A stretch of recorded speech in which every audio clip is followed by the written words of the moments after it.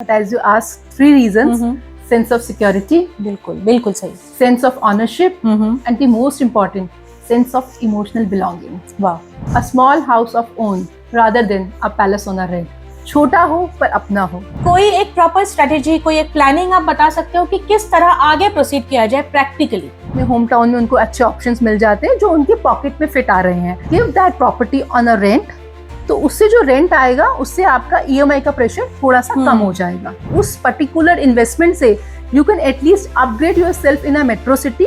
तो क्या सच में लोन एक बर्डन है? क्या लोगों को डरना चाहिए? अगर वो एक सही स्ट्रैटेजी से और एक सही प्लानिंग के साथ काम करता है तो लोन लेने में कोई बुराई नहीं है। लोन लेने के लिए कोई हमें कोई रेशियो वगैरह हम सोच के चल सकते हैं? देखिए, there is a one thumb rule which I think your EMI should not be exceed 30 to 35% of your total income. क्या डिफरेंस है ready to move in property and under construction property? देखिए, ready to move property is what you see is what you get. आपके सामने property है, आपको जो दिख रहा है वो आपको मिलेगा। आजकल बहुत ज्यादा सुनने को मिलता है, what do you mean by box price? They just give you a one round figure price instead of breaking it into your basic price, your EDC, IDC, PLC, car parking, electricity, etc. They just offer you one round price. Please, आप builder की credibility जरूर check कीजिए, वो RERA certified है कि नहीं है। आप जितना ड्यू डिलिजेंस कर सकते हैं उतना करिए, because it's your hard earn money. तो सोच समझ के किसी भी प्री लॉन्च और अंडर कंस्ट्रक्शन प्रॉपर्टी में इन्वेस्ट कीजिए। Hello, welcome to rise and reflect with Smita. एक छोटी सी कहावत है ना, you just don't go and buy a home, you see it first in your dreams. एक कदम और पास चढ़ते हैं अपने ड्रीम हाउस के एंड दोबारा मिलते हैं ईशा वैद से, real estate expert and advisory. Hi Isha, welcome back. Hi Smita. Isha, last session में हमने बहुत सारी queries, I am sure viewers की कुछ क्वेरीज तो क्लियर हुई होंगी। एक चीज़ हमने डिस्कस की थी कि अगर रिसोर्सेज हो तो whether one should go and purchase और गो फॉर रेंट। आपने बहुत क्लियर बोल दिया था कि अगर रिसोर्सेज हैं परचेस करो, Right. है ना? Absolutely. तो 3 reasons why purchase? See, rent versus buy is a very debatable issue. Definitely. इस पे हम जितना डिस्कशन करें उतना कम है। But as you asked, 3 reasons. So जो मुझे लगता है one should have his or her own home that gives you sense of security, बिल्कुल बिल्कुल सही। sense of ownership, and the most important, sense of emotional belonging. वाह, I think ये बिल्कुल बिल्कुल तीनों पॉइंट्स मतलब रिलेटेबल है, हर इंसान रिलेट करेगा इन And बातों it's से। very popular saying it is always better to have a small house of own rather than a palace on a rent. छोटा हो पर अपना हो। बिल्कुल बिल्कुल सही बात है। अच्छा, ये बताइए कि चलो ये डिसाइड कर लिया कि हमने खरीदना है, तो जो भी प्रोस्पेक्टिव बायर्स होंगे, स्पेशली फर्स्ट टाइम बायर्स होंगे, वो एक कदम उठाना उनके लिए लाइफ में देखो बहुत बड़ी बात होगी, राइट? बिल्कुल। कोई एक प्रॉपर स्ट्रेटेजी, कोई एक प्लानिंग आप बता सकते हो कि किस तरह आगे प्रोसीड किया जाए प्रैक्टिकली इस चीज में? देखिए, अलग तरीके का, हर अलग अलग तरीके के बायर्स हैं, लेकिन अगर आप एक मिडिल क्लास की बात पूछ रहे हैं कि मिडिल क्लास को के दिमाग में ये विचार आ गया है कि मुझे घर लेना है, बट वो बहुत कंफ्यूज है कि मैं किस तरीके से लूं। बिल्कुल। मुझे लगता है एक बहुत सिंपल अप्रोच है। पहले तो आप देखिए कि आप दिल्ली एनसीआर में रहते हैं, हाँ जी। और आप वहाँ पे घर लेने का सोच रहे हैं, आप वहाँ ले सकते हैं तो बहुत अच्छी बात है। वहाँ नहीं ले पा रहे फॉर एनी रीजंस, प्राइजेस ज़्यादा हैं, तो आप अपने वर्किंग एरिया के से थोड़ा सा और दूर जाके, फॉर एग्जांपल आप गुड़गांव में हैं, तो गुड़गांव से थोड़ी और आगे 20-25 किलोमीटर थोड़ा और आगे आप देखिए मानेसर है, या थोड़ा और आगे कि जो आपकी वर्किंग एरिया के पास जगह रहती है, वहाँ पे आपकी कैपेसिटी है, आपकी पॉकेट अलाउ कर रही है, तो आप वहाँ ले लीजिए। आप नोएडा में आपका वर्किंग है तो आप ग्रेटर नोएडा का ऑप्शन ले सकते हैं, थोड़ा फर्दर भी, थोड़ा फर्दर कि आपके वर्किंग एरिया के आसपास ही आप इन्वेस्टमेंट करें। और अगर वो भी नहीं बन पा रहा है कि नहीं वहाँ पे भी प्राइस, बिकॉज प्राइजेस हर जगह बहुत शूट अप कर गए हैं, और सपना है एक अपना घर लेने का, then you can opt the option of emerging cities. आप थोड़ा सा और आगे जाइए, टियर 2 सिटीज हैं, टियर 2 सिटीज। कई लोग अपने होम टाउन में उनको अच्छे ऑप्शंस मिल जाते हैं जो उनके पॉकेट में फिट आ रहे हैं। सो कुछ ना लेने से अच्छा है कि हम कुछ ऐसी प्लानिंग कर ले कि हम अपना एक एसेट बिल्डिंग की तरफ जा सके। बिल्कुल बिल्कुल। तो first step would be, if you don't have any other option, live on the rent where बिल्कुल, your work is, बिल्कुल बिल्कुल। and take some property nearby or some other areas as I said. Second, give that property on a rent. तो उससे जो rent आएगा उससे आपका EMI का प्रेशर थोड़ा सा कम हो जाएगा। ठीक तो है, प्रॉब्लम भी सॉर्ट हो जाएगी। हाँ, एट द सेम टाइम आपको एक सेटिस्फेक्शन रहेगी कि मेरी इन्वेस्टमेंट हो गई है। राइट। तो सेकंड स्टेप ये होगा। हाँ। Third step, after 7 to 10 years आपका लोन का बर्डन कम हो जाएगा और आपने जो प्रॉपर्टी जहां ली है वो अप्रिशिएट करेगी।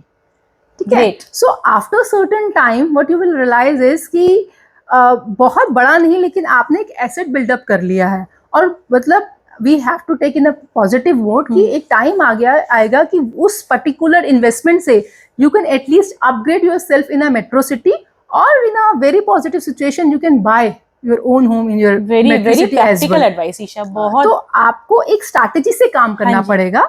सी, first step is always harder but it's very important to. Very आप एक स्ट्रैटेजी, मतलब अपने अपने वर्किंग कैपेसिटी के हिसाब से, अपने अपनी पॉकेट के हिसाब से आप कितना इन्वेस्ट कर सकते हैं उस हिसाब से एक सिनेरियो बनाएं और एक स्ट्रैटेजी पे चलें, तो you can definitely go in the direction to fulfil your dream home. Not as hard as it seems, right? No, not as hard as है ना? It seems.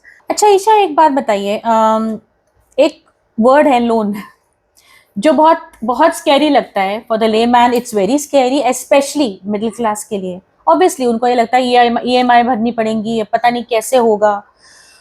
तो क्या सच में लोन एक बर्डन है? क्या लोगों को डरना चाहिए? It's all mindset.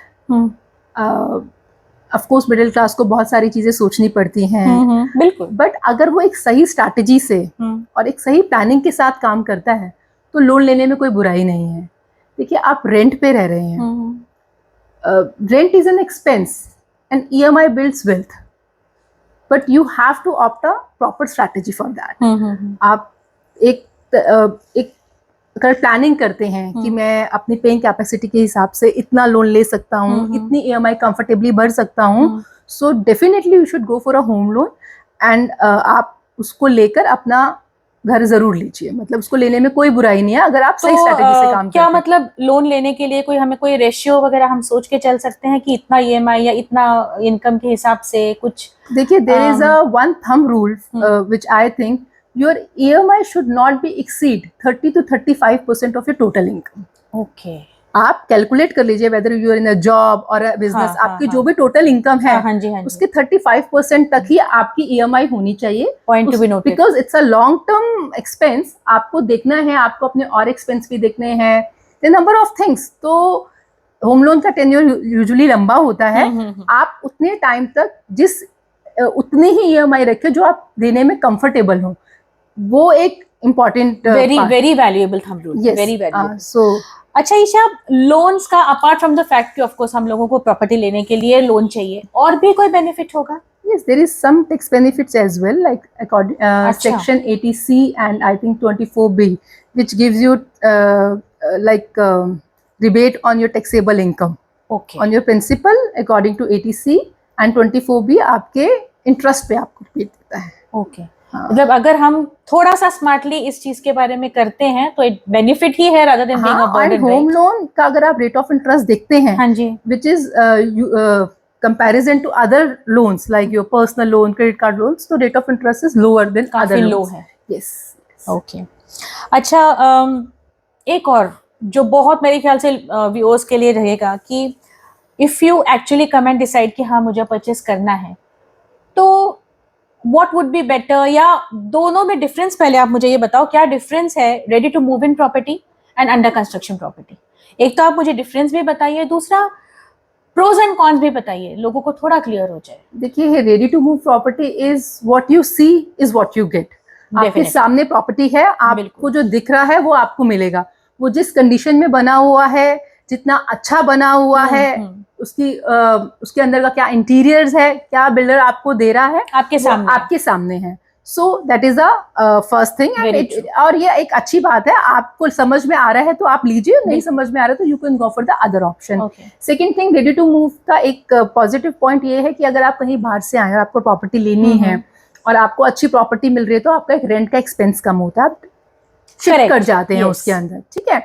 और सबसे इम्पॉर्टेंट हाँ कि जी। जैसे लोगों के अंदर एक डर होता है कि ये बिल्डर है, ये कंस्ट्रक्शन डिले कर देगा या ये प्रोजेक्ट देगा कि नहीं देगा, तो वो आपका एक फियर फैक्टर खत्म हो जाता है। एक जो रिस्क करके लोग लेके चलते हैं वो खत्म हो जाता एब्सोल्युटली वो उसमें खत्म हो बिल्कुल, जाता है। बिल्कुल। और दूसरा हम जाते, और उसका आप बोलते हैं कि एक कोई आप कि कोई नेगेटिव तो नहीं बोल सकती, बट ये होता है कि जब आपके सामने एक प्रॉपर्टी है, आपने फाइनल कर ली कि मुझे इसी में लेना है और बिल्डर उसे बना चुका है, तो आपके पास ना बहुत लिमिटेड ऑप्शन रह जाते Options हैं। खत्म हो आपके जाते पास हैं। फ्लोर का और एक फेसिंग का बहुत लिमिटेड ऑप्शंस होते हैं, जो अवेलेबल है आपको उसी में से फाइनल करना पड़ेगा। बिल्कुल, और बिल्कुल। सेकंड थिंग, आपको पूरी पेमेंट उस हिसाब से उसी टाइम पे करनी पड़ेगी, बिकॉज आप डायरेक्टली पोजीशन ले रहे हो उसका। बिल्कुल।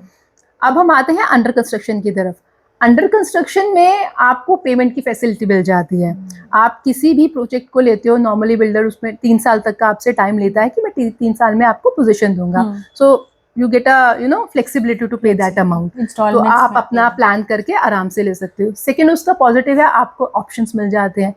आप जितनी जल्दी एंट्री कर रहे हो, आपको फ्लोर का चॉइस, आपको पार्क फेसिंग चाहिए, बिल्कुल, पूल फेसिंग चाहिए, बिल्कुल। So you have always a options. Yes, correct. बोल सकते हैं कि अगर इसमें हम बात करें कि इसमें नुकसान क्या हो सकता है, नुकसान इसमें ये हो सकता है कि प्रोजेक्ट डिले हो सकता है। प्रोजेक्ट को डिले होने के चांसेस आपके हमेशा रहते हैं। तो थोड़ा सा रिस्क फैक्टर यहाँ पर ये वाला आ जाता है। आपका प्रोजेक्ट डिले, मतलब अगर बिल्डर ने बोला है 3 साल है तो 3 का 4 साल भी हो सकता है। एंड मैं व्यूअर्स को एक बात जरूर बोलना चाहूंगी, whenever you plan to take a home in any pre launch और अंडर कंस्ट्रक्शन प्रोजेक्ट, प्लीज आप बिल्डर की क्रेडिबिलिटी जरूर चेक कीजिए, वो रेरा सर्टिफाइड है कि नहीं है। आप जितना ड्यू डिलिजेंस कर सकते हैं उतना करिए, because it's your hard earn money. तो सोच समझ के किसी भी प्री लॉन्च और अंडर कंस्ट्रक्शन प्रॉपर्टी में इन्वेस्ट कीजिए, that is very important. Right. तो मतलब अंडर कंस्ट्रक्शन के लिए थोड़ा सा एक्स्ट्रा आपको देखिए, कॉशियसनेस दिखानी जैसे हमने पीछे डिस्कस किया था, रेरा आ गया है, लेकिन कई बार क्या होता है कि बहुत कैटेगरी के बिल्डर्स हैं। अगर हम कुछ और इमर्जिंग सिटीज में जा रहे हैं, वहां पे नए नए बिल्डर्स हैं, जैसे हमने कहा इमर्जिंग सिटीज में कर लीजिए, जिन्होंने फर्स्ट टाइम अपना प्रोजेक्ट लॉन्च किया है, तो थोड़ा सा रिसर्च कीजिए कि उनका किस बैकग्राउंड से वो हैं, और कैसी कंपनी है, और वो मतलब पूरी रिसर्च करके ही आप किसी भी प्री लॉन्चिंग प्रोजेक्ट में इन्वेस्ट कीजिए। कोई भी डिसीजन आप जल्दी में मत लीजिए। करेक्ट। हाँ, उसकी प्रॉपर R&D कीजिए। And fortunately we are in the era of social media, बहुत सारी इंफॉर्मेशन हमें गेन करने के लिए just at your finger tips वाली बात। एब्सोल्युटली, वेबसाइट पे जाइए, बहुत सारे ऑप्शंस हैं जिसमें आपको मैक्सिमम इंफॉर्मेशन मिल सकती है। बिल्कुल। फॉर द अनवर्स्ड, अगर आप नहीं जानते रेरा क्या है, उसकी इंपॉर्टेंस क्या है रियल एस्टेट में, तो please watch the previous session. हमने उसमें बहुत क्लियरली डिस्कस किया था रेरा की इंपॉर्टेंस क्या है। Right. Okay, coming to our next question Isha, एक और चीज है आजकल बहुत ज्यादा सुनने को मिलता है, what do you mean by box price? See, box price is a very simple term. हाँ जी। I think which simplifies your transaction. Nowadays, what builders are doing, they have come up with this new concept. What they are doing is they just give you a one round figure price instead of breaking it into your basic price, your EDC, IDC, PLC, car parking, electricity, etc. They just offer you one round price. On over and above that, you just pay your government taxes plus your stamp duty, GST वगैरह। that simplifies your deal, you know.